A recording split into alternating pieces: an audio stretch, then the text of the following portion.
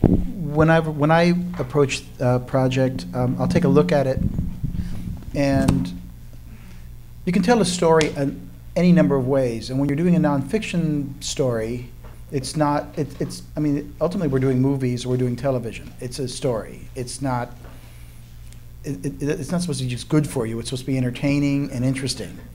And what I'll do, depending on the project, what I've come onto, is I'll look at everything about the subject or everything, and then approach it like an audience. And I start with what interests me most, and I figure that's a good place to start because I get bored really easy.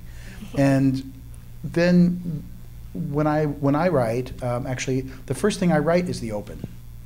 I come up with like, I'll wake up in the middle of the night and I'll think like the first line or the first thing I want to see.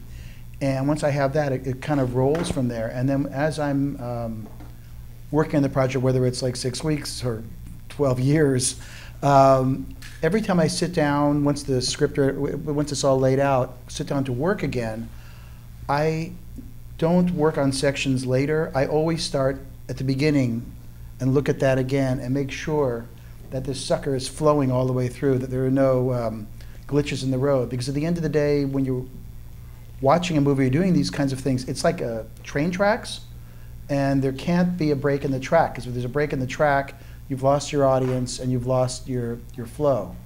And the setup is vital, as we all know, because if someone loses interest or is distracted, especially in the first 10 minutes of your movie, they're going to miss something that's important. That's